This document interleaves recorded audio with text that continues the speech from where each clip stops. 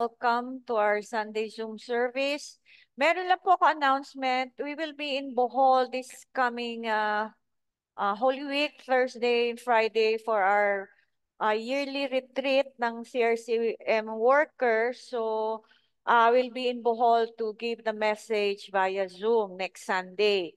So, wala po tayo dito sa base natin. Sa main church, wala po. So, but we will have our Zoom service pa din po. Pero doon nga lang po ako sa Bohol po kami. So, right now, we will be studying the book of Lamentations. Okay, so matapos na natin yung dalawang books na sinulat ni Jeremiah. So after that, then this Sunday, we will not start with the book of Ezekiel, but rather I will have a message in line with the celebration observance of Easter nga, sabi. But iba naman po yung ating celebration because the Lord has already risen. So we will not really commemorate. Ibig sabihin, hindi natin pinapractice yung Holy Week na kailangan, malungkot. We are here to study the Word, the will of God. Kaya po itong retreat na to ay privilege nating lahat to really learn from God ano yung message niya for 2024. Now, today, we will study Lamentation, so yung second book na sinulat ni Jeremiah, it is in a poetic form. Okay? Kasi napansin nyo, iba yung kanyang pagkasulat. This is one of the saddest books in the Bible. Kasi yung isa, si Job. Job, pag nabinasa mo, napakalungkot na aklat. Kasi po yung pangyayari, si Job po was very sad because of personal tragedy. Si Jeremiah naman was weeping over national catastrophe. So iba yon. So Greek meaning of lamentation is tears, luha. Kaya makita mo na talagang Jeremiah poured his heart when writing this book because he was really, really grieving because of what he was witnessing sa nangyayari po sa Jerusalem. Written after the Babylonian invasion and subsequent fall of Jerusalem and Judah. Ito na po yung fulfillment na warning na sinabi ng Panginoon through Jeremiah all these years. Imagine, nagpo-prophesy siya for 40 years. And yet nobody believed him. Minamak siya, pinipersecute siya, and then now it happened. Imagine nakita natin yung heart ni Jeremiah. Although he was rejected, he was persecuted, then nakita mo rin na meron pa rin siyang compassion and mercy towards the people. Yung mga kababayan niya na nakita niya kung paano talaga na-devastate because they were invaded by the Babylonians. So nakita niya talaga yung devastation of the land. These 5 poems portray the heartfelt sorrow of the weeping prophet for his people as they suffer the just punishment from the Almighty for their sinful ways that have led to the desolation of the holy city and the land of David by the Babylonians. So dito nakita natin, ang nag-cause niyan po, it's because yung kasalanan ng mga tao sa Jerusalem. Ayaw po kasi nilang ayusin yung kanilang paraanan, yung kanilang buhay. They have been warned many times, years, hindi lamang po yan one warning. Si Lord kasi, pag nagbigay yan ng message ng warning, hindi po darating agad yung judgment.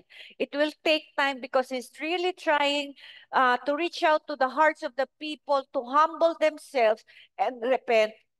And then makita natin na talagang tumigas na ang puso ng mga tao. In chapter 1, in these opening verses, the prophet commences his lamentations by looking at the city that was once the joy of the nations, now utterly transformed and compared to a destitute widow. Kasi po nga na-invade sila ng Babylonians, so yung dating magandang kalagayan ng Judah and Jerusalem was now a devastation.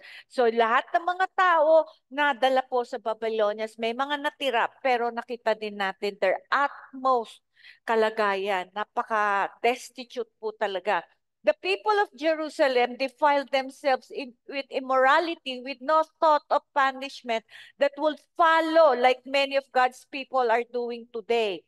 Kaya po napansin din natin, sinabi po ni Jesus Christ sa kanyang warning when he was really still on earth, sabi niya, the days of Noah and Lot.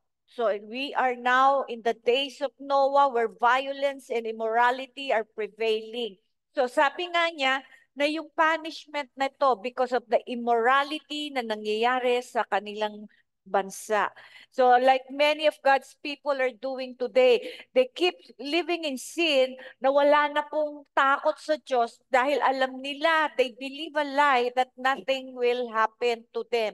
Hindi sila mapaparusahan. They sin not realizing that one day that God will have to answer to God from every single sin they ever committed. Ganon din po yung mga napapansin kong mga doctrine na namamayagpag din po among Christianity is the hyper grace. One time someone asked me, Pastor, what is your opinion about hyper grace? Sabi ko, first, there is no such thing as hyper grace in the Bible.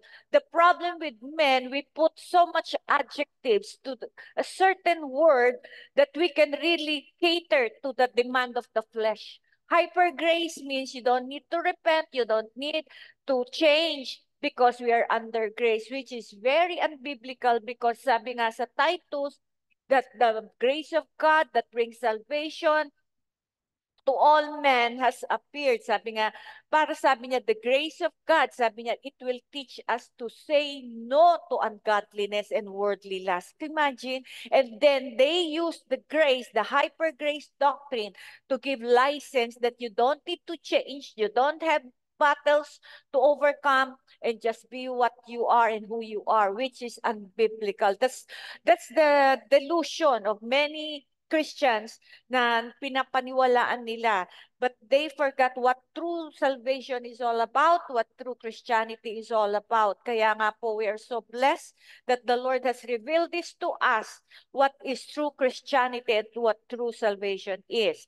Verse 14, here is how Jeremiah graphically describing the way the Lord judged Jerusalem. Dinescribe po doon kung paano binaba ng Panginoon ang kanyang paghuhusga. Dinescribe ni Jeremiah, that's why he was a weeping prophet because nasasaktan siya. Imagine yung mga taong nagpe-persecute sa kanya, yung mga taong nagre-reject sa kanya at halos i-threaten siya and yet he cried on their behalf. Could you imagine the kind of heart Jeremiah had? So in the same way with us, yes, there are people who will fight against us, malign us, really persecute us for standing for righteousness.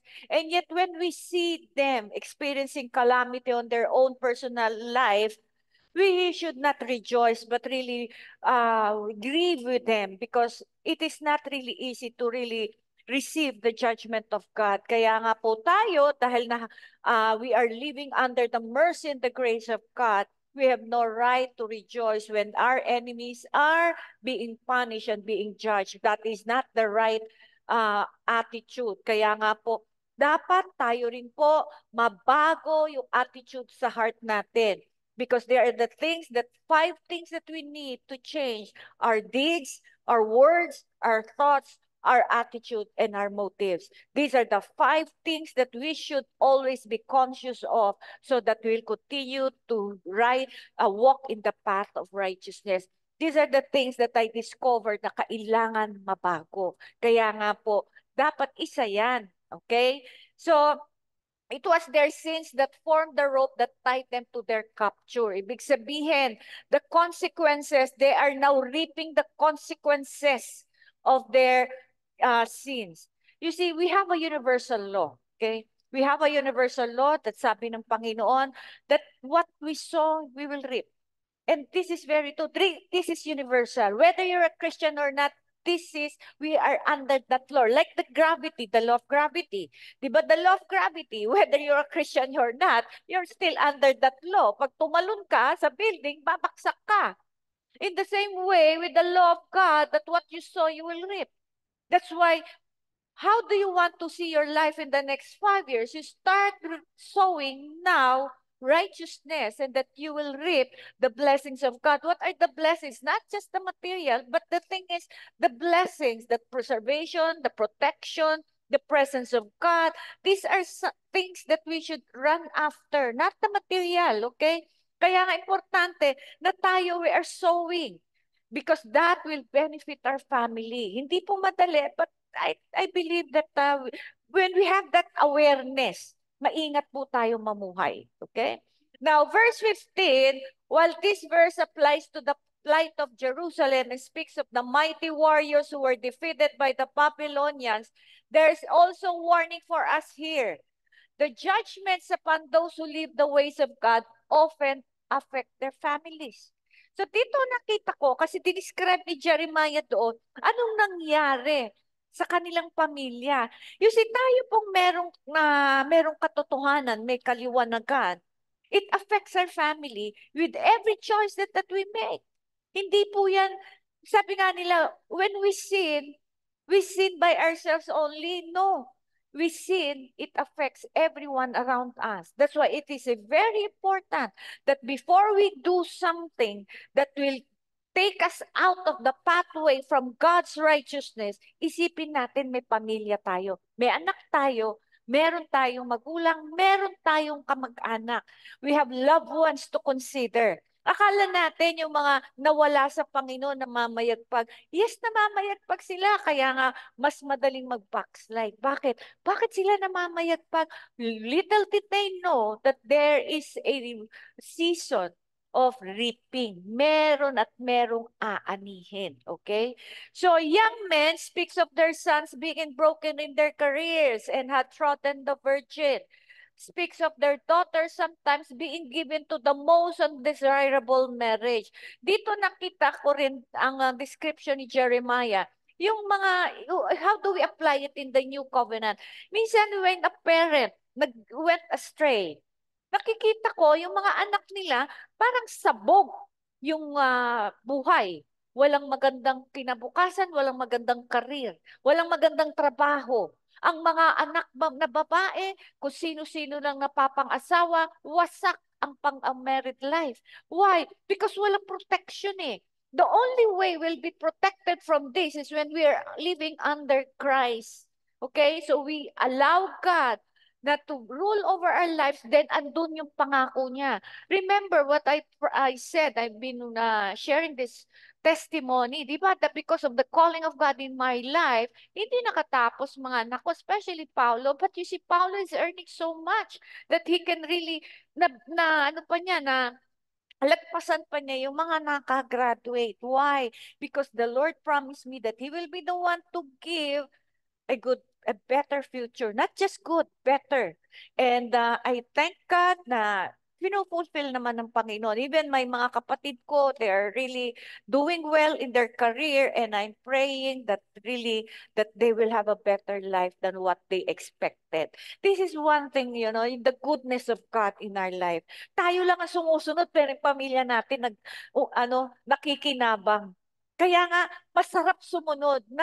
Now, we are living not only for ourselves na, Lord, sige, susunod ako, pero hindi. We have to really be sensitive also and be aware na lives are at stake. Kaya po salvation nila, yung future nila, kaya po wag po tayong aalis. Dahil nakita ko rin po maraming kabataan na because sa kanilang pag-aasawa, parang nakita ko rin na hindi rin naging maganda ang buhay.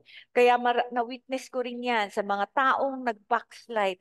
They thought they have a better life. They don't. They just thought, okay? To be comfortless in this world without friends and companions in time of greatest need is to be poor and poor indeed. Imagine wala kang matakbuhan, wala kang malapitan. Yun po yung, I consider poor. Di ba ibang nag-iisa ka kasi minsan may nakikita po akong post sa FB na may isang tatay, isang lolo, nasa kalye, may sakit, walang matakbuhan, may mga bata na inabandon na. I mean, poverty is being alone without any help. Okay? You can be alone as long as God is with you. Hindi ka pababayaan because our Father, our God the Father is a good caretaker. He takes care of His people. Hindi po tayo pababayaan. Di bali mag-isa ka. Kaysa naman marami rin po ako na-witness na marami sila sa loob ng bahay and yet the wife feels so alone. Kasi he is so rejected by the husband. You see, it's not really yung situation eh. Yung sino kasama natin. Okay? The Israelites have no hope as they look to heaven, no hope as they look to those around them. Imagine, nung they were being devastated, ngayon lumalapit sila sa Panginoon. Tumatawag sila. Hindi sila makatanggap ng help from God. You see, sabi nga sa Proverbs wisdom cries aloud. Ibig sabihin, ang Diyos, hindi lang siya nangungusap sa kanyang salita. Nangungusap yan sa ating sitwasyon. Ibig sabihin ng cries aloud, sumisigaw na yan to get our attention. But we chose to be deaf. Okay, hindi tayo nagsasaliksik, hindi tayo nagtatanong. Pag meron tayong problema, maliit pa lang, magtanong na tayo. Usually, doon na tayo sa malaking problema, tumatawag. Parang ginagawa natin ng Diyos, emergency call. Well, if we don't learn to call upon Him in small things, then why would He listen to you when you are in a big trouble? Because you don't practice yourself to seek Him. Kaya nga sabi niya, the wisdom cries aloud, but you learn, but you do not learn to listen to your circumstances. I-analyze mo what God is trying to tell you. Meron at meron sasabihin yan. Hindi mo, wag natin i-claim na hindi naman nakikipag-usap sa akin ng Panginoon, nakikipag-usap. Minsan kasi po, sa may experience ko sa akin mission, minsan may nagsasabi sa akin, Pastora, ang tagal ko na nagpe-pray. Kasi in-explain niya sa akin yung sitwasyon niya. Sabi niya, di pa rin ako sinasagot ni Lord. Sabi ko, sinasagot ka na yun sa sitwasyon mo. Hindi mo lang siya nakikita. Hindi mo lang siya naririnig because you do not know Him. Because the moment you know God, you know His ways. One of His ways is to listen to your circumstances. Ibig sabihin, matuto tayo anong gustong ipahayag ng Diyos sa ating kondisyon, sitwasyon. Kaya sabi niya, kasi ganito, para bang may mindset na siya na dapat ganito ako sasagutin ni Lord. No, no, no. Remove the mindset and allow God to speak to you through your circumstances. Kasi minsan, ano tayo ayaw natin harapin yung reality. Okay? So, we need to face reality and then move. Kasi pag nakarinig naman tayo, doon naman natin naintindihan, sige, God is waiting. The reason why a lot of people are waiting upon God without realizing God is waiting upon them. Meaning, nangungusap na ako dahil pray ka ng pray pero hindi ka kumikilos. Kasi ayaw mo rin alisan yung sitwasyon mo. Ibig sabihin, just like what Jesus said to the paralytic man for being sick for 38 years, bakit niya tinanong?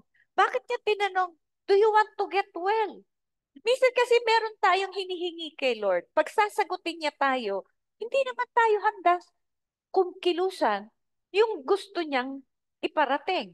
Alam natin minsan, very obvious, our situation speaks to us, but we choose to be blind and deaf. Kaya minsan sasabihin sa atin ni Lord, do you really want my help? We need to understand these things in our life as Christians, mga kapatid. Kasi marami pong Kristiyano parang walang liwanag. They are walking in the dark. When we have the wisdom, we have the word of God, we should be walking in the light. Kaya lang, ang some na witness ko, most of the Christians are walking in the dark. Nakakalungkot, ano? God has risen up against them and strengthened their enemy's hand. They have become undesirable to those who were once their friends. Kaya nakita natin, na-mention ko rin, that God can weaken and strengthen our enemies. It's all up to us. Okay? Kaya nga pag hindi tayo nakikinig, napapansin natin lumalala.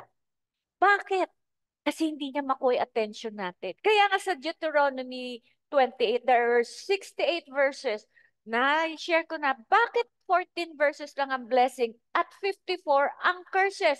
Because God I understand in His, I have known His character. The moment we get to know what He wants to get us, to give us an understanding, nagrepent tayo, adjust our life, makikita mo yung blessing, babalik kagad. Pero bakit yung curse 54? Kasi si Lord, dahan-dahanin niya. Pero pag hindi niya nakuha yung ating attention, i-intensify niya yung calamity. Kaya nga, 54 verses until we come to the end of ourselves. Now we're ready to hear from God. This is how I've learned in my life how the Lord deal with us. Chapter 2, verse 7, the Lord despises the false worship found in Christian churches today when there is sin in the camp. The leaders themselves are living in sin, so He allowed these people to be enslaved by the enemy. This is one thing that I really have to speak to the leaders whenever I conduct conferences in my mission work, because whenever the leader is living in sin, ang nangyayari, ang nagsasuffer din po yung mga members, the congregation, they are enslaved by the enemy. What are the slave of the enemy? Imagine, if yung leader, okay, baon sa utang, so makikita natin lahat ng mga congregation, because na-witness ko yan, meron akong church pinuntahan, hindi naman po yun yung topic, and yet the Holy Spirit really redirected my topic about utang. Okay? So, nalaman ko na lang later dahil nag-confess sa akin yung pastora, na sabi niya, ako, pastora, baon ako sa utang. Then the whole congregation baon sa utang. Why? Because it will flow. Kaya nga importante po sa atin that we as leaders, dating mga ministry leaders, that we have to really be alert, be aware of how our lifestyle will be, kasi it will affect the followers. Kaya nga po, lagi kong goal, Lord, my goal is to be more like Christ, to really live a life that is pleasing and acceptable before you. I step up many times, but bangon lang. But the thing is, ano yung dominant desire that will flow. Kaya nga importante po sa atin. Kaya nga wino-warningan ko rin po yung mga leaders na watch out. Ano yung buhay mo? Importante yun eh, okay? Verse 9 depicts the spiritual state of the land of the person when God breaks down the wall of salvation that He puts around His obedient people. Why you have then broken down her hedges so that all they which pass by the way to pluck her. The boar out of the wood does waste, and the wild beast of the field does devour it. So the moment the leader lives in sin, the walls of salvation is broken down. Meaning, ang kaaway has a feast to devour the people. Parang mamamayagpag ang kaaway kasi walang protection. You see, we are only kept by the power of God. That's why we need to really be under the Lordship of Jesus Christ. Tayo kasi madalas, we say God is our Lord, Jesus is our Lord and Savior, but hardly we let Him be the Lord of our life. We allow Him to save us, like, hindi pa nga minsan eh. Minsan pa nga lang, ano lang siya eh, parang provider, healer. But Jesus Christ is beyond that. Kaya nga importante po tayo, we have a goal. I have a goal this year, and I'm very clear. When I was constructing the message, I have a clear goal in my life for 2024. What about you? Kaya kailangan may goal po tayo. So the boar or pig is a symbol of uncleanness which comes into the heart of those who backslide, and the wild beast signify anger na violent temperament. So nakita natin na maraming nangyayari, laging nagiging masama. Okay, na-witness ko po yan. Meron kami kasamahan na nag-backslide. Dati very active sa ministry, but now, it was reported to me, nagkaroon na po siya ng affair. So sabi ko, kita mo, nagiging worse yun eh. Hindi naman yun biglaan eh. Okay? Very subtle kasi yung pag-backslide. Hindi yan sasabihin nila they fall into sin. No, slowly. Pag ayaw nakikinig, it hardens our heart. Pag na-harden ang heart, then doon mo makikita that darkness is beginning to grow again. Dati may light ka na eh, babalik ka pa sa darkness. Evil spirits have the right to enter when the Lord Himself breaks down those walls of salvation. The only way the enemy cannot touch us, because We are under the protection of Jesus Christ. But when God lifts it up, the protection, then we're on our own. Napakahirap po ng ganong sitwasyon. I've witnessed that in the lives of many Christians when the Lord lifted up the walls of salvation. No matter how much they tried, hindi po nila talaga, hindi sila lahat po nabibiktima. Jeremiah says he wept until he could not weep anymore. The servants of the Lord must weep for the poor, innocent people who are being exploited by corrupt Christian leaders, and for the young people who are being led astray by the bad examples of their leaders. Diyan din po, kaya nawi-witness ko po yan, ang dami pong potential na mga young people na hindi po natitrain, nape-prepare for their ultimate purpose because the leaders will not allow them. You see, pag nakikita ko po yun, nawi-witness ko po yun, na talaga it really breaks my heart because para bang batang nasa tiyan, na-abort. How many, there are many potential young people na hindi po magamit ng Panginoon because of the leadership, mali yung leadership. Because mali yung pagtuturo, mali yung paraanan, mali yung paglilingkod. That's why they adopted the wrong path. Kaya nga sabi ko, Lord, I pray that really whenever where God sends me, that mayroon lang akong mahila, isa, dalawang masaya na ako. And I pray that more, kasi marami rin po talaga naghahanap ng truth. Wala na po kasi talagang truth. Napaka-rare na po. Kaya po, I continue to travel because for the sake of the people of God na talagang inaabot niya. It's a real sacrifice, but you know, a sacrifice for the sake of His name and for His kingdom and for the sake of the people. I mean, nothing compared to what He sacrificed for us. Kaya nga po, I'm challenging you na after all these years of hearing the message, what is your contribution to the kingdom of God? Ano po yung contribution natin? One way or the other, we cannot be insensitive to what's happening around us. Kasi one day tatayo po tayo sa harapan ng Panginoon. Anong ginawa mo sa oras, sa lakas, sa pagkakataon na binigay ko? Do you live for yourself or do you live for God? This is one thing that we need to realize. Kasi ang mga tao ngayon nanlalamig. Masyado nang makasarili. That's why sabi nga sa 2 Timothy, hard times are coming, perilous times. Why? Because people will be lovers of self and lovers of money. Kaya bakit mahirap? Kasi mahirap pakisamahan yung ganitong mga tao.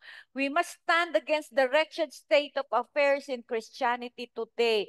That's why I'm really asking for the intercessors and those who have a gift of prayer intercession to pray naman. Kahit man alam mo kung hindi kayo frontliner sa ministry, ano ba naman mag-pray? Kaya lang, minsan yung 30 minutes na prayer, hindi pa natin mabigay eh. That's why, how are we going to stand before God? Anong na-contribute natin sa kingdom of God? We need in a way because we are called for the purpose of advancing His kingdom. Hindi pwede, hindi kailangan nasa ministry ka, meron ka lang nagawa. Okay? Verse 14, your prophets have seen for you false and deceptive visions. They have not uncovered your iniquity to bring back your captives, but have envisioned for you false prophecies and delusions. Okay. Ang problema dito, yung mga prophets, which is nangyayari din po ngayon, nagtuturo ng mga deceptive doctrine. Kaya hindi po na de-deliver ang mga tao sa kanilang maling paraanan, maling pamumuhay. Because many leaders are afraid to offend their members because they are afraid na maaalis yung mga members. They are more concerned about numbers more than the spiritual state of their flock. Kaya yun yung nirereklamo ng Diyos. Kung kayo mga propeta, sinasabi nyo lang yung tama, sabi niya, di sana na-address yung mali sa mga tao. Kaya lang hindi na-address ang mali kasi nga ang binibigay ay false hope. Just like now, di ba ang laging nang namamayagpag na gospel is, wealth, God wants you healthy, wealthy, happy, and go to heaven. Which is God wants us to have all these things, but that is not the ultimate of what the gospel is all about. Imagine if this is the gospel of Christ, di sana tinanggap siya Di sana ang ating gospel ang daling tanggapin ng mundo. Bakit rejected? Because that is not the true gospel. The gospel is about not what we can get from the Lord, but what He wants to achieve in us and through us who have believed in Him. Kaya lang, it's all about denying ourselves, carrying our cross, and following Him. Mahirap yun eh. Kaya rejected eh. Parang is no, gusto namin wealthy, healthy, happy, and go to heaven. Para bang ganun lang bang Christianity is about really going to heaven? That is just a minute purpose of why Christ died on the cross. Parang last na yun. Ang sa atin is, what is your role here? Niligtas tayo, nakatanggap ng kaligtasan sa Panginoon. So dito nakita natin. Kasi sabi ko, if God wants us healthy, wealthy, happy, di sana lahat tayo ganyan. Di ba? Eh bakit ako, you see, I have my struggle, my medical condition, and still serving God. But this is where I really witness the reality of the existence of God. Mas nakikita ko ito yung totoo. Kasi totoo ang Diyos. Hindi yung puro theology, and yet the reality of God, hindi nararanasan. What is that? Religion. We have relationship. That is the ultimate why Christ paid for our penalty of our sins so that we can be reconciled to the Father and now we can be sons and daughters of God. Magfo-flow na sa atin yung life niya that we can be transformed and then do what God wants to do. So yun po yung dapat naiintindihan natin. Hindi lang yan maging masaya ka, maging mahirap ka. Because si Paul, kung sinasabi nga natin, pag nagagamot ka, wala kang pain. Eh bakit si Paul pleaded 3 times? Hindi siya pinagaling ni Lord. Pero sabi ni Lord, my grace is sufficient. May purpose si Lord sa lahat ng ating pangyayari sa buhay. Maybe we're struggling financially. Meron niyang may purpose yan. Pero He promised that He will supply all our needs. Minsan kasi ito yung mentality na napansin ko okay? Sabihin natin, the Lord promised to supply all our needs. So meron tayong paniwala niyan. Okay? Kaya lang, meron din tayong mindset na ito gagawin ni Lord, ipoprovide niya yung gusto mo. Eh what if ipoprovide lang niya yung gusto niyang i-provide sa'yo? So, dito papasok na, bakit Lord, ang hirap ng buhay? You see, you define life na mahirap based on how much you receive is not how much God wants to supply for your needs. Iba kasi yun eh. Iba kasi yung parang sinasabi, I will supply your needs. Okay, binigyan ka ng food, binigyan ka ng clothing, binigyan ka ng roof over your head. Needs yun eh. Kaya lang meron ka palang gusto. May gusto kang gawin, may gusto kang plano, hindi mo magawa. Ano nangyayari? Napofrustrate ka. Then, you judge the situation as mahirap ang buhay. Eh bakit kumain ka naman may roof over the head ka, meron kang clothing. So the Lord is testing us. Okay? He's testing us on how we define His care for us. Minsan kasi dito ko rin na-discover na many times the Christians have that definition sa life nila mahirap ang buhay. Hindi po mahirap ang buhay, matigas lang ang kalooban natin. But when we change our will, binasag niya tayo at naintindihan natin kung ano yung gusto niya sa atin, sasabihin mo, masarap palang sumunod. You see? Kaya lang mindset eh. Yung mali ang pag-iisip, yung perception mo of what life should be. Pag nabago yun, sasabihin mo, magaan lang pala ang buhay, okay? Chapter 3, Jeremiah had to endure terrible suffering, including sinking into the slime and mire of a prison pit just because he spoke for his rebellious people. Imagine, no? Dahil nagsalita siya ng totoo, sinabi niya yung mensahe ng Panginoon na imprison siya. At ang prison cells doon, maputik. Hindi yan po yung sabihin natin ngayon na malinis, yung katulad sa States. Hindi po yan. Doon talagang lugmok sa putik. Imagine this, that's how they treated the prisoners talagang as if you're an animal. So makita mo yung hirap ni Jeremiah and still he wept for his people. My goodness, he is a really a big heart. Verse 3 and 5, we must understand that the Lord crushes all our hopes and aspirations when He's trying us in order to purify us from all our sins. The Lord will do everything to purify us. And that many times He will have frustration, offenses, what else? Financial struggle, enemies, persecution, lahat po yan in any forms, minsan sickness, lahat po yan for the purpose, may purpose ang Diyos sa buhay natin. Kaya lang, saliksikin natin, ano yung gusto niya iparating sa atin. Verse 9, He has blocked my ways with hewn stones, He has made my paths crooked. Ito po yung pinamakamahirap pag ang Diyos na po ang humahadlang sa ating path, sa ating plano. Tapos yung mga gusto natin, hindi natin makamtan, parang hirap na hirap tayo. You see, when we have difficulty, two things lang yan eh. When we have difficulty, you identify, Lord, are you stopping me? Are you hindering me? Or is the enemy hindering? You see, you need to really be sensitive on whose hand is this in our situation. Hindi lang yung kala mo na palagi na lang kaaway, akala mo palagi na lang si Lord. You need to identify. Minsan, haharangin ka kasi God wants to spare you from greater harm. Minsan naman, haharangin ng kaaway kasi meron gusto i-accomplish ang Lord, isa dyan is harangin ng kaaway. You need to be sensitive. Okay, whose hand is behind that difficulty? Verse 12 and 13, He has bent His bow and set me up as a target for the arrow. He has caused the arrows of His quiver to pierce my loins. This means the Lord was marking these men for a deeper cleansing with the intention of giving them a higher place in Him. Si Lord, may tinatarget yan na kung saan bibigyan niya ng mas marami at mas mahirap na pagsubok dahil it means promotion. Okay?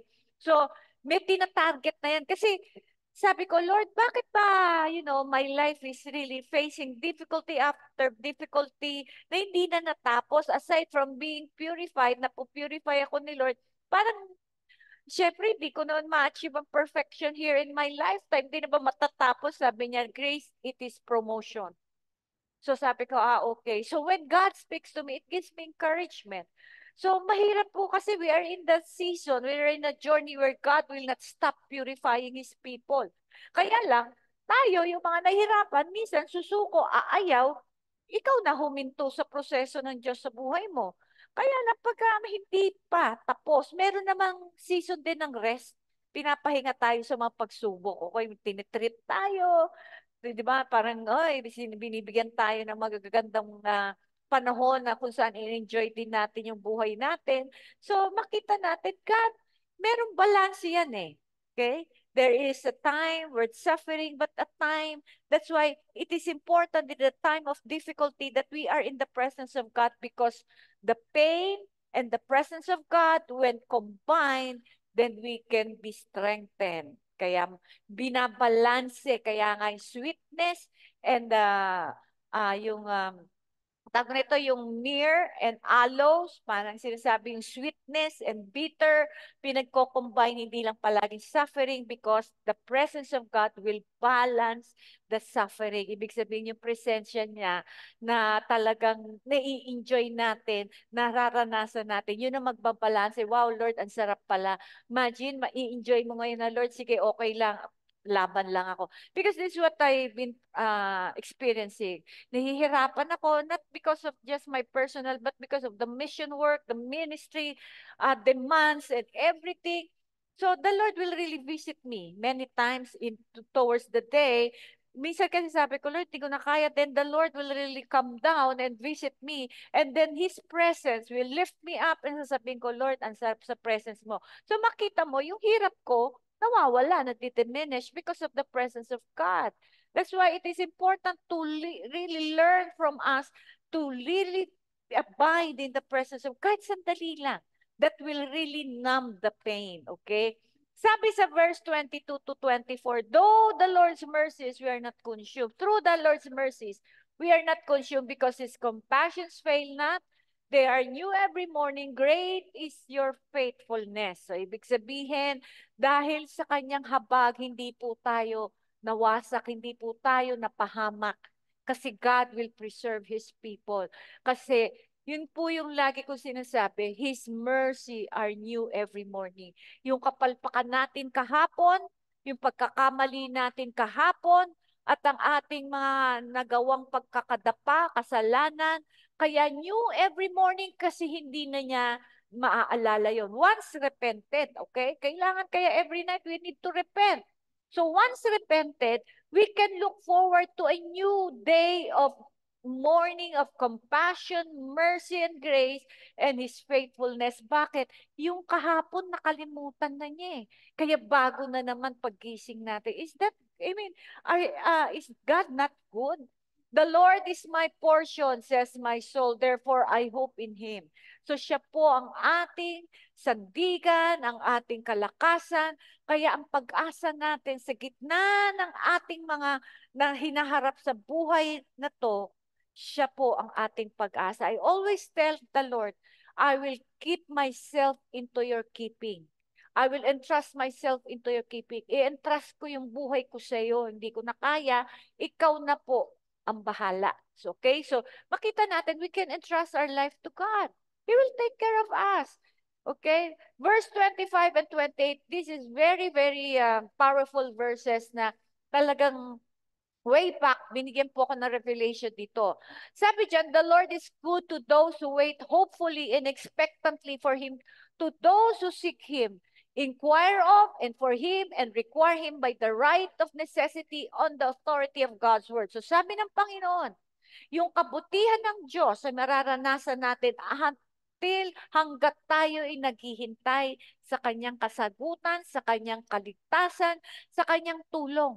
Okay? Kasi marami sa atin, pag humihingi po ng panalangin sa Panginoon, kasagutan, hindi po natin kayang maghintay. Parang, hindi naman kumikilos ang Panginoon, kikilusan ko na. Alam mo mga kapatid, minsan, akala lang natin hindi kumikilos kasi hindi natin nakikita.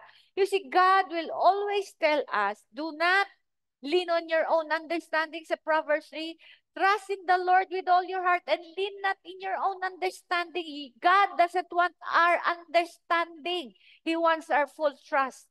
Kaya nga sabi niya, yung kabutihan ng Diyos, mararanasan natin hanggat tayo'y naghihintay sa Kanya.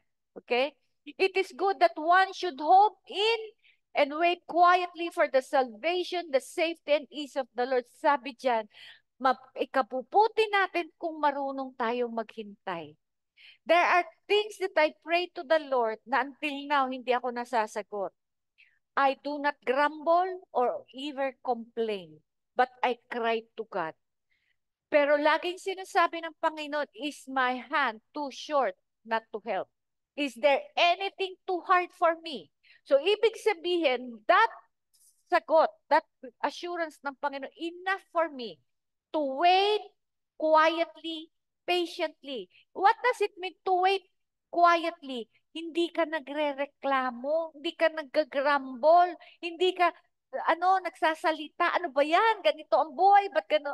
The reason why many Christians cannot receive the answers because of grumbling. Kaya nga sabi niya, to those who wait quietly and patiently, meaning you fully surrendered to His timing. Hindi yung hindi ka nga nagsasalita, pero sa loob mo, nawawalan ka na ng faith, ibig sabihin ng trust. Kasi, parang hindi ka nga nagsasalita, pero naiinis ka naman sa sitwasyon mo. Nagagalit ka, na-frustrate ka. So, hindi rin patiently. To wait quietly and patiently, do not grumble, do not complain, be at peace habang naghihintay. Hindi yung, ano ba yan? Para kang naiinis sa sitwasyon mo. Huwag kang mainis sa sitwasyon mo. Hawak na yan ni Lord. Para bang, I give it to you, Lord. Sagot mo na yan. Habang dinadaanan ko yung proseso ng paghihintay, yung kabutihan mo ang mararanasan ko. Is that, that's good for all of us. Kaya bakit marami sa atin naiinis, nagagalit pag hindi natin makuha yung gusto natin. Now na. Okay? We learn patience. You see, faith, not faith alone, we need to inherit God's promises. Faith and patience. It is good for a man, sa 27, that he should bear the yoke of the divine disciplinary dealings in his youth. So, ibig sabihin, ikabubutin natin kung tayo po ay nagdidisiplina ng Diyos. Okay? Lahat po tayo, sabi sa Proverbs 6, discipline is a way of life. Why? Kasi sa buhay natin, maraming alam natin na bago tayo naging Kristiyano, marami po tayong way of life na mali sa harapan ng Diyos. Kaya yung mga mali, aayusin ni Lord yan. Kaya nga sinasabi na the just shall live by faith. Ano ibig sabihin niya? Kung dati, sanay tayo na ito yung ating paraanan, ang gagawin ng Panginoon, magkikreate siya ng situation wherein mahihirapan ka para bitawan mo yung mali. Kaya nga, discipline is a way of life until ma-adapt natin yung paraanan ng Diyos, which is the Word of God. The Word of God, hindi po madali, pero sinasabi lang ng Panginoon, na ang pananampalataya, for you to apply the Word of God in your life, you need faith. Lord, example, dati pag nagkikipit ang tao, ikaw, utang ang solusyon mo. Okay? Ngayon, sabi ni Lord, magtiwala ka, huwag kang mangutang. Meron ka naman pangangailangan. So, anong gagawin mo? Sanay ka sa mangutang eh. So, ang gagawin mo, mangungutang ka na naman. So, hanggang inaaway ka na ng kinakautangan mo, nape-pressure ka, anong mangyayari? Hindi ka na makautang. So, ang gagawin mo, Lord, inaaway ako. So, bibitawan mo na. So, susunod na binigyan ka ng pambayad, ayaw mo na kasi ayaw mo nang may maaway. So, ngayon, nabago. Diba? Na-change. The lifestyle that we used to live, babaguhin yan. Kaya nga sabi niya, it is good for a man that he should bear the yoke of divine disciplinary dealings in his youth. Habang tayo, bagong Kristiyano, matutunan natin ang paraanan niya para tayo tumagal sa ating buhay Kristiyano sa lakarin natin. Kasi ang marami po ay hindi kayang magtiis at magtiyaga dahil mahirap po talaga ang paraanan ng Diyos. Pero the moment we adopt the ways of God, it will be a walk in the... Ibig sabihin, madali na lang sumunod sa Panginoon. You see, tayo po, habang buhay tayong didisiplinahin ng Diyos until yung lifestyle natin will align to His ways. Okay? Kasi ang pinakamahirap po, iwanan yung nakasanayan na. Kaya importante po, alamin natin yung mga maling paraanan natin. Okay? So, it is a way of life to all of us. One time, the Lord, someone asked me, it is easy to say, God loves me. How do you know God loves you? Because God gave up His Son to die for our sins. But the thing is, that's not where I define His love. Talagang the ultimate. Alam mo, sabi ko, nararanasan ko ang pag-ibig ng Diyos dahil dinidisiplina niya ako. Kasi sabi sa Hebrews 12, He disciplines those whom He considers sons and daughters. Anak ako, madidisiplina ako ng tatay ko. Dahil pag hindi ako nadisiplina at I always get away with my sin, with my mistakes, baka hindi nga ako anak. So you have to question that, okay? Now in 28, let him sit alone, uncomplaining and keeping silent in hope because God has laid the yoke upon him for his benefit. So ibig sabihin, yung mga problema na inaalaw ng Panginoon sa atin, ikabubuti daw natin. Yun yung sinasabi sa Romans 8:28, all things work for our good. Every morning, God looks at us as though we have not seen before the importance of repentance every night. He does not remember our past sins. That is why He can look at us with new mercies every morning. Next. We must forgive others in the same way as God has forgiven us and look to them with the new mercies every day, not holding their past against them. Verse 15 and 16, we must submit to the chastening of the Lord, knowing that it is sent to purify us and bring forth likeness of Jesus Christ. That is the goal of God, to be more like Christ.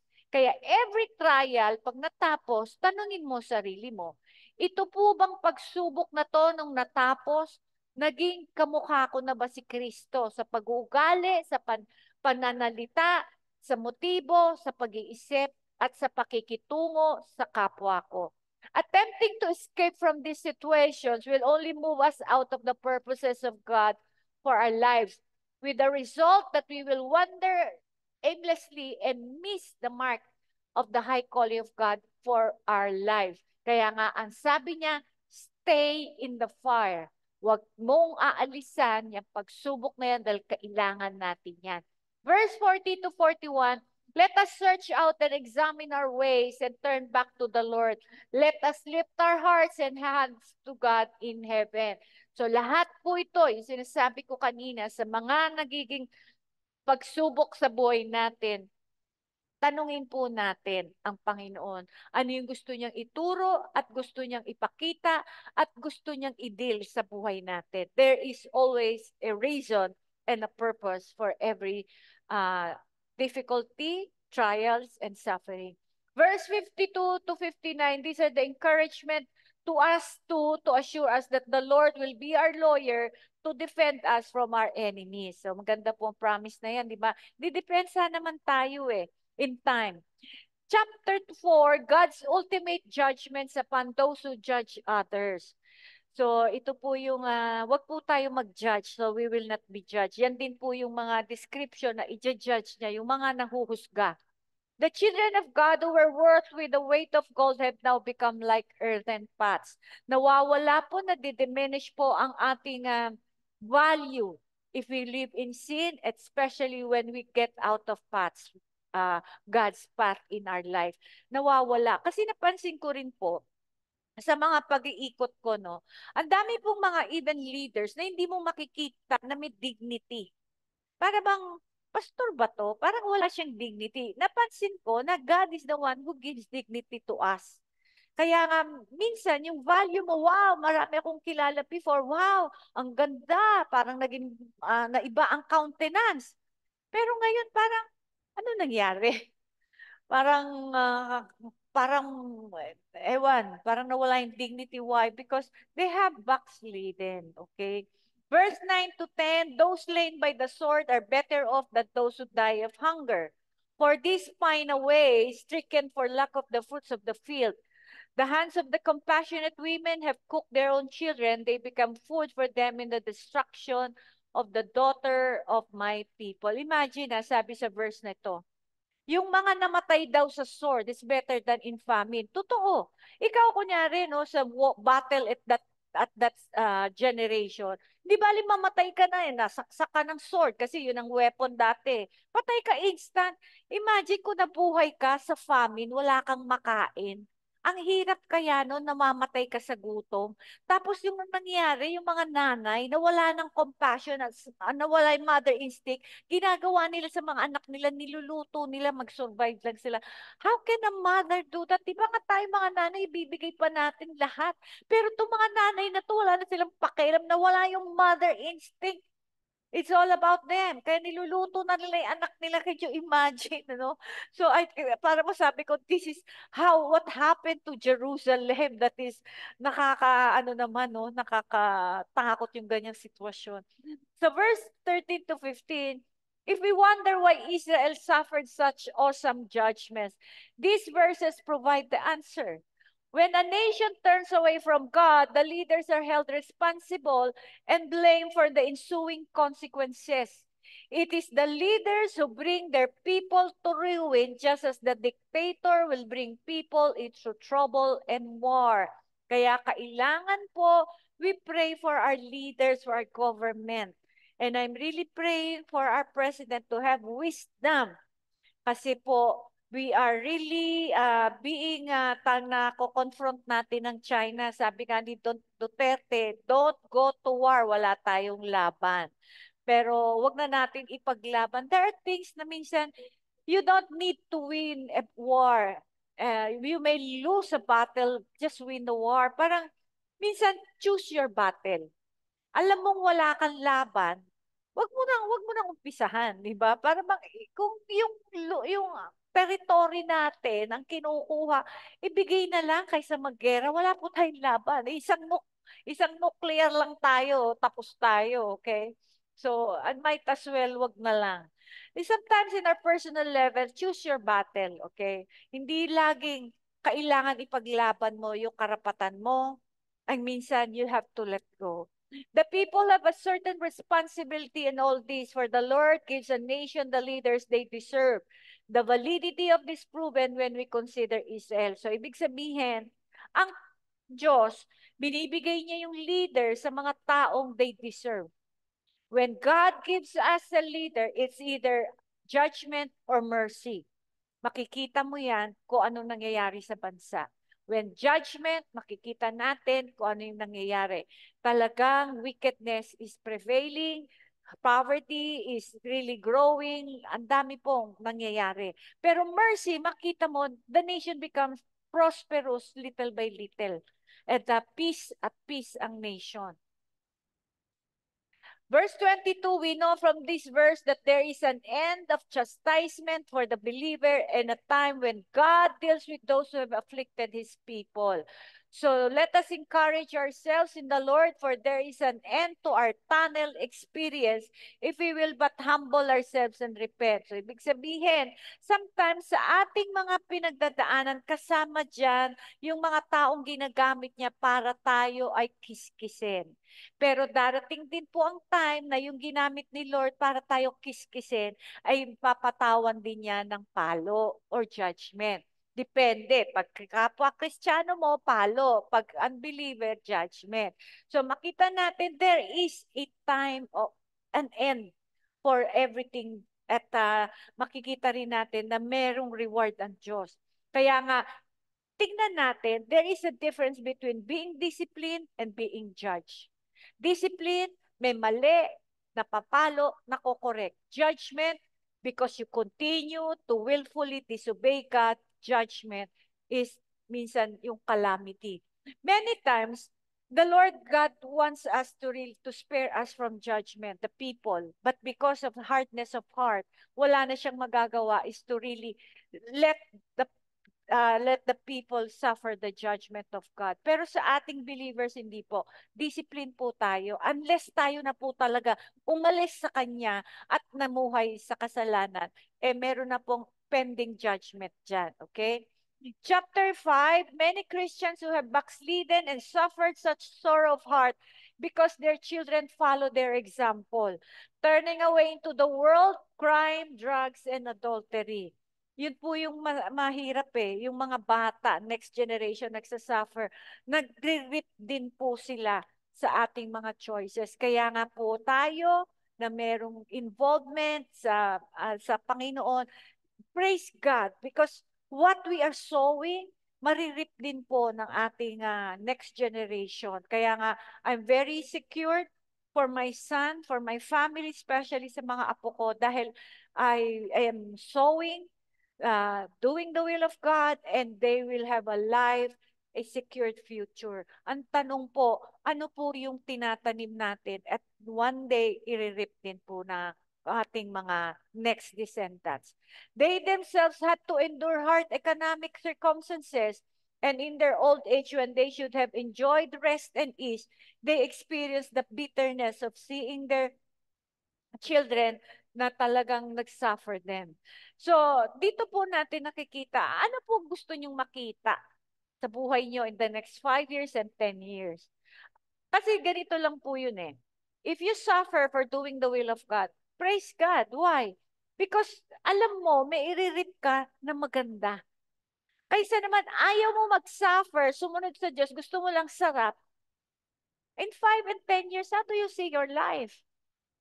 Parang mas gusto nating masarap muna bago mahirapan. Ako, I choose, mahirapan muna ako para pagtanda ko, masarap na buhay ko. Okay? So parang hindi yung kung kailan ako tumanda, doon ako naghihirap. You see, God wants us to really, in our latter years, will be much better than our former. Always po yan. Gusto ko, pagtanda ko, I'm really reaping the benefits of obeying God and doing His will. Para bang relax-relax na lang, di ba? So verse 21, turn us back to you, O Lord, and we will be restored. Renew our days as of old. It takes grace for the Lord to bring back the backsliders. Grace lang po.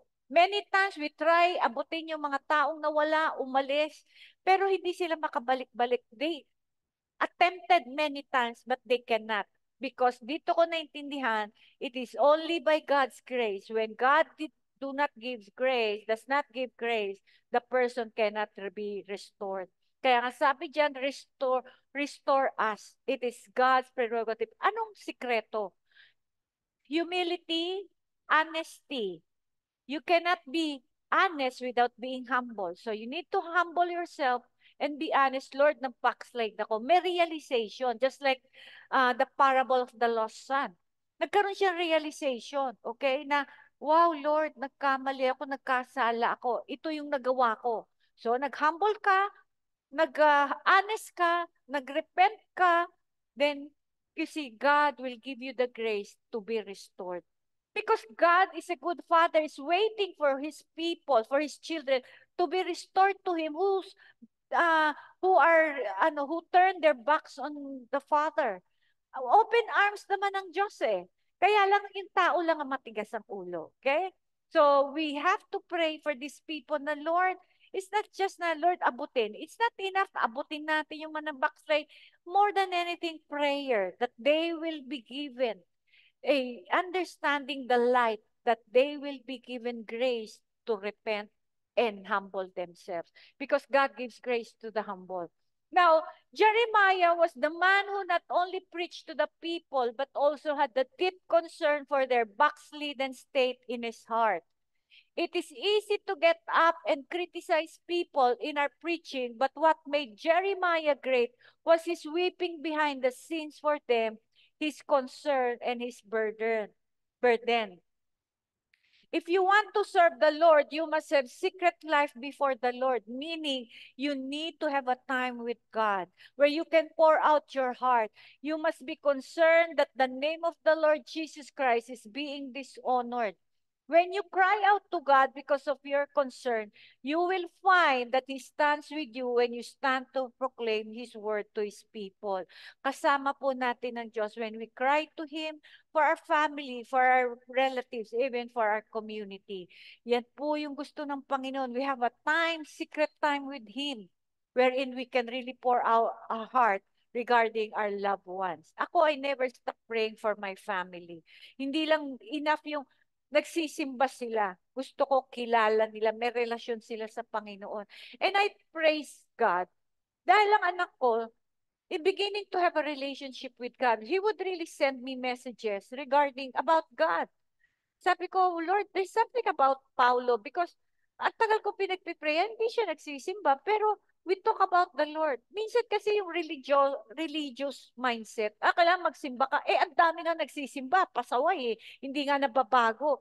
Pero kasi ang anak ko lagi niya, we talk about the Lord. Pag sabay ako pauwi ng Makati, kasi office niya Makati, he really share about and question about, the character in the Bible, what's happening in the Bible, science that really confirm what is written in the Bible. We discussed this.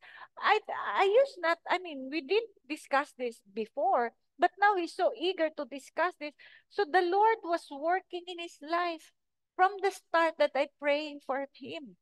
And now, everybody, and I thank God, mga apo ko, nasa Christian school. And Gabriel will really recite to me her favorite scriptures, her verses, and then he would really sing praises. Sabi ko, Lord, thank you. I may not have the influence, but you move on their behalf. You see, prayer is powerful. Let us not lose heart as long as we have a private time with the Lord to seek God about our loved ones. Do not stop. Okay? The book of Lamentations is not simply to be viewed in its historical setting alone, but also to comfort those who are passing under the hand of his chastening. Also, his sons and daughters who lead godly lives will experience similar times of testing and proving. May God grant that we remain true to him in the crucible of His testing and chastening, so that in our latter years we know the real and tangible blessings of the Lord upon our lives. Mga kapatid, huwag po tayong sumuko. Wala po, no one will be spared from the trials, from the discipline of the Lord. Lahat tayo haharap niyan at makakaranas niyan. Ang tanong lang, ikaw ba ay tatalikod o ikaw ba ay lalong lalapit sa Diyos? Many times we have this attitude, ay ayoko na Lord, lalayo tayo sa Diyos. Yan ang pinakamaling gagawin natin. The best thing is continue to seek God and continue to spend time, because it is when we are with the Lord in times of suffering, in darkness, makikita mo, andyan ang grace, andyan ang lakas, andyan maririnig mo ang pangako niya na magkakaroon po tayo ng panibagong pag-asa habang tayo'y dumadaan sa valley, sa tunnel, o whatever situation we are in now. There is a time for everything under heaven. And I believe na while we're going through all this, that God is making all things beautiful and perfecting everything that concerns us. Whenever I face difficulties in my life, I will always say, Lord, thank you. You're making all things beautiful in my life. I may not see it now, but because the Word of God says we should live by faith, not by sight. I may not see it, I may not hear it, I may not touch it, but God's word is far more powerful than my situation. Everything may be beyond me, but nothing is beyond God. Kaya ang iiwan ni Lord sa atin, is there anything too hard for the Lord? Nothing. Just trust in His sovereignty. Father, I thank you, Lord, for your assurance in our lives that no one will be spared from your chastening, from trials, because you are accomplishing far greater purposes in our life. Now, we may not see it, we may not understand it now, but we know, and I believe for myself that, Lord, I will reap far greater benefits, not only for me, but for my family, for my grandchildren, but also for my spiritual people, spiritual children, that will continue, Lord, to fight the good fight of faith. Lord, walang talo sa taong nagtitiwala sa iyo, kumakapit sa iyo. At ang pusong nagtitiwala sa iyo ay hindi masisira at mabibigo, dahil ikaw ay tapat at totoo at napakabuting Ama sa amin. Purihin ka, sambahin ka. Salamat, O Diyos, sa araw na ito na punong-puno, Panginoon, ng katagumpayan, ng pag-asa, at lalong-lalo na ng presensya mo. Salamat po, Panginoon. Ito po ang aming samot dalangin, Ama, at nagpapasalamat na kami. Tinanggap mo ang aming mga hiling. In Jesus' name, Amen. For a wonderful message. At see you po next Sunday. I will give a new message.